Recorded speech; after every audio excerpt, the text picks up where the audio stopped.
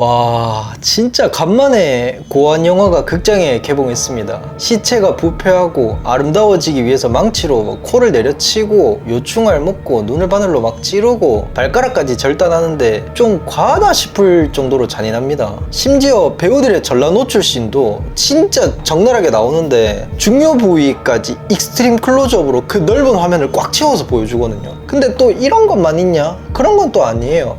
음악이라든지 미장센, 그리고 이 영화가 던지고 싶은 주제 메시지가 정말 장난이 아닙니다. 그래서 오늘은 어글리 시스터 어떤 작품인지, 또 고어한 장면들은 어느 정도 수위로 나오는지 낱낱이 파헤쳐 보도록 하겠습니다. Du kommer til å være den aller vakreste på ballet. Er du ikke det vakreste du noen gang har sett? 여러분은 쪼데리를 시청하고 계십니다.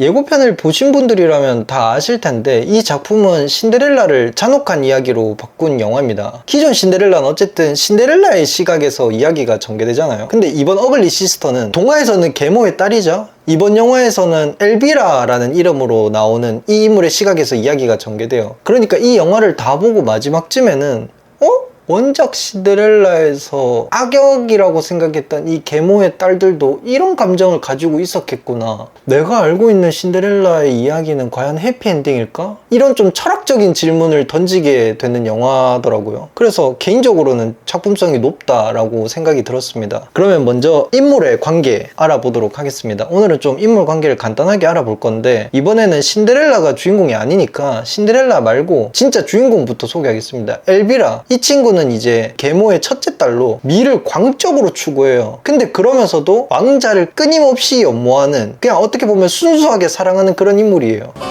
Jeg vil gifte meg med han. Vil jeg virkelig?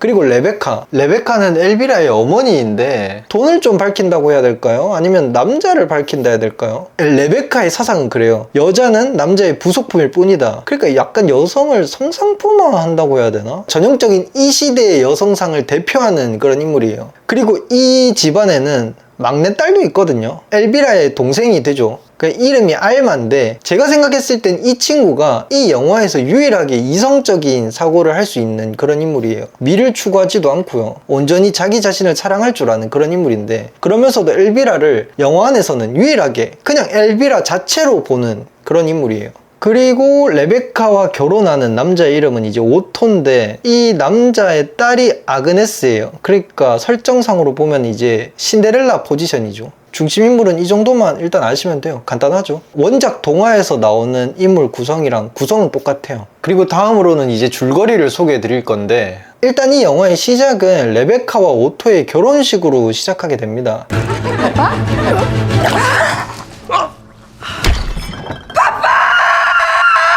그리고 그날 밤에 오토는 바로 죽죠. 원작 동화에서는 아마 그냥 멀리 일하러 간다는 설정으로 기억하고 있는데, 영화에서는 그냥 대뜸 죽여버리더라고요. 뭐 원인도 안 나오고 왜 죽였는지도 안 나오고, 그냥 고어한 영화로 방향이 잡히니까 죽인 느낌이라는 것밖에 생각이 안 들었어요. 그래서 개연성이 조금 아쉬웠는데, 이 오토라는 남자에 대해서 제가 의문점이 하나 있었어요. 뭐 이 남자는 지금밖에 안 나오니까 살짝 짚고 넘어갈게요.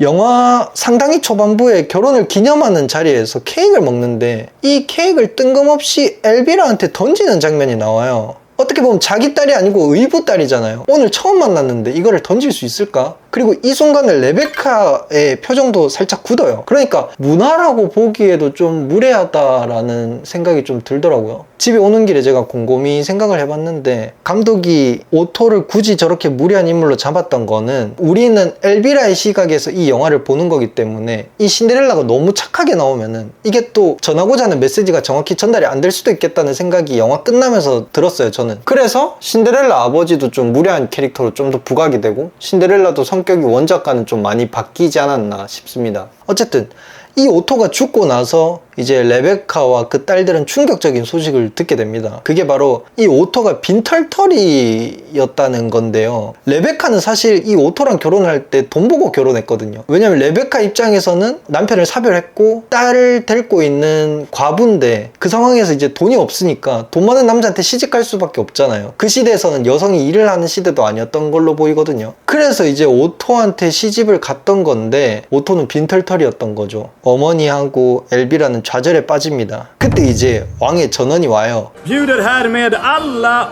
adliga jungfrur till bal på slottet. Ett ball?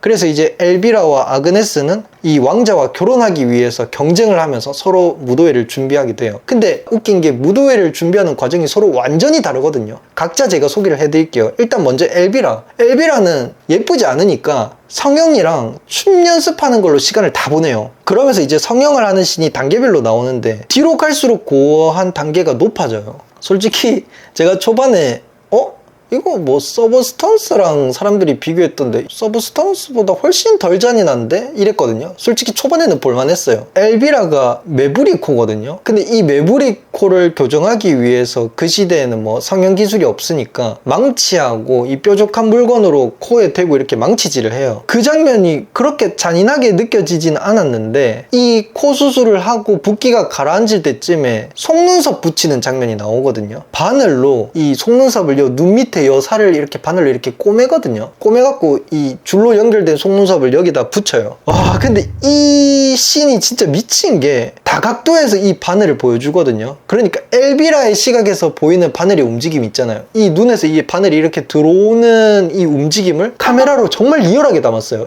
그러니까 극장에 있는 모든 사람이 이 한 스크린을 보고 있지만 자기 눈에 이렇게 수술 받는 느낌이 명확하게 들더라고요. 그래서 그때 너무 무서워가지고 저는 눈을 감았어요. 못 보고 사실.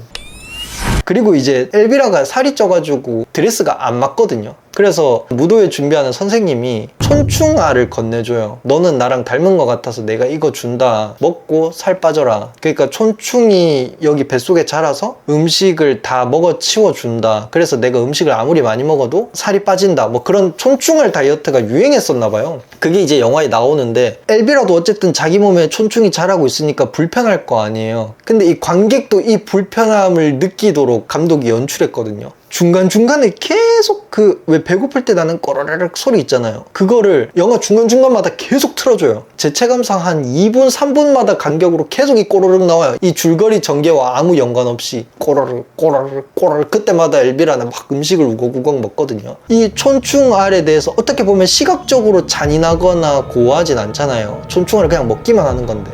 근데 이 먹기만 하는 걸로 엘비라가 느껴지는 이 몸의 상태를 관객들도 똑같이 불편함을 느끼도록 연출했다는 게 솔직히 좀 소름 돋더라고요. 그렇게 아름다워지기 위해서 엘비라는 머리가 진짜 다 빠질 정도로 고통스러운 시간들을 보내거든요. 영화 후반부 갈수록 얘가 머리가 점점 빈 게 보여요. 여기 중간에 가파되거든요. 마지막에는. 그 정도로 정말 뼈를 깎는 고통의 시간들을 보내요. 그러면 이제 아그네스는 뭐 할까요? 이제 신데렐라 설정이기 때문에 태생부터 예쁘다는 설정이잖아요. 별 노력하지 않아도 일이 잘 풀리는 케이스예요. 예쁘니까. 예쁘잖아! 근데 그게 무도회를 준비하는 과정에도 있었어요. 사실 이 무도회에 참여한 미혼의 여성들은 왕자 앞에서 춤을 추게 돼 있거든요. 근데 그것도 선택받은 여자들만. 그러면은 왕자 앞에서 춤추면 어떤 혜택이 있냐? 왕자 눈에 띌 수 있어요. 왕자 눈에 띄면 또 어떤 혜택이 있냐? 왕자랑 결혼할 수가 있어요. 그럼 이제 인생 역전하는 거죠. 근데 이 아그네스는 아무 노력도 안 했는데 이미 센터야. 그러니까 왜 항상 그렇잖아요. 재능 있는 사람은 노력을 덜 하잖아요. 노력을 안 해요. 심지어 아그네스는 자기 마부랑 사귀는 사이였거든요. 그러니까 말 관리하는 사람? 근데 이제 어느 날 밤 이 마부랑 마구간에서 관계를 가져요. 근데 이 씬도 좀 충격적인 게 중요 부위가 정말 적나라하게 나와요. 그러니까 그 큰 스크린을 꽉 채우기 이렇게 그냥 그 덩어리 말 울음소리랑 그 하는 관계가 막 섞여가지고 정말 자극적으로 이 장면이 지나가거든요. 근데 심지어 이 뜨밤을 보내고 있는 와중에 엘비라한테 들켜요. 엘비라가 이 현장을 목격합니다. 그러니까 이제 바로 엄마한테 꼰지르죠. 다음날 난리 납니다. 마부는 쫓겨나고 아그네스는 바로 하녀로 강등당합니다. 그러니까 여기서 와, 이거 완전 내가 알고 있던 신데렐라는 개박살 났구나 라는 생각이 좀 들었는데, 뭐 대충 이렇게만 봐도 아그네스와 엘비라 무도회를 준비하는 자세가 다른 게 느껴지죠. 엘비라는 성형도 하고 춤 연습도 하면서 미를 추구하기 위해서 노력을 하는 반면에 아그네스는 뭐 나는 가만히 있어도 주요인데 뭐 하면서 자기 마부랑 관계도 가지고 흥청망청 놀면서 완전 다르죠. 그렇게 이제 시간이 흘러가지고 무도회가 열리는데 하녀로 강등당한 아그네스는 이제 성 근처도 못 가게 됐거든요. 그러니까 당연히 센터는 엘비라가 됐죠. 심지어 그 무도회가 열리고 꿈에 그리던 왕자랑 춤까지 추게 돼요. 해피엔딩이라고나 할까 그렇게 결말이 날 줄 알았지만 아그네스가 극적으로 나타납니다. 원작에서는 뭐 요정인가? 나와가지고 드레스랑 마차를 주잖아요. 근데 영화에서는 죽은 엄마가 줘요. 그리고 드레스는 무도회 때 가려고 아껴놨던 드레스가 있었는데 엘비라가 무도회장에 오지 말라고 이걸 찢어놨어요. 근데 그걸 또 누가 고쳐주냐면은 죽은 오토가 이제 레베카 무관심 때문에 장례식도 못 치르고 집안에서 그냥 침대에 누워진 채로 부패되고 있었거든요. 이 부패된 시신에서 구더기가 나와서 옷을 꼬매줘요. 그러니까 누에라고 하는 게 맞죠.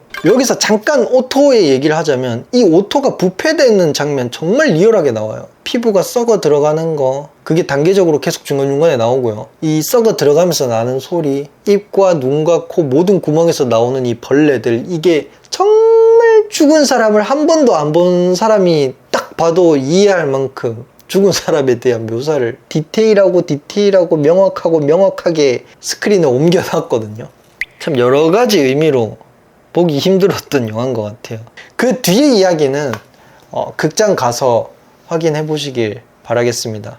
오늘은 간만에 극장에서 개봉한 고어 영화 어글리 시스터 리뷰해봤습니다. 고어하기는 하나 그래도 작품성 있는 영화라 가지고 이런 장르 좋아하시는 분들이라면 진짜로 여러 번 강조드리지만 꼭 극장에서 확인해 보셨으면 좋겠습니다. 왜 영화들 보면 그런 영화들 있잖아요. 끝나고 나서 계속 생각하게 되는, 뭔가 살아가면서도 엘비라가 처한 상황, 이게 그냥 영화만의 이야기가 아니지 않을까? 우리 주변에서도 그냥 단지 좀 못생겼다, 사회가 내린 뭔가 미의 기준에 안 맞는 사람이라고 해서 좀 불친절하게 대했다거나 무의식적으로 더 선의를 베풀 수 있는 행동을 안 했다거나, 혹은 사회가 규정하는 미의 기준에 부합한 그 사람한테는 안 해도 되는 친절을 베풀었다던가, 그러니까 그런 생각을 다시 하게끔 만들더라고요, 이 영화가. 제가 과하게 생각했는 걸 수도 있어요. 전 좀 확대 해석하는 거 좋아하고 저만의 생각이 갇혀있는 걸 또 좋아하기 때문에 이 영화를 보신 분들, 또 제가 생각했던 포인트에서 좀 어긋난 부분들이 있으면은 댓글로 친절하게 또 남겨주시면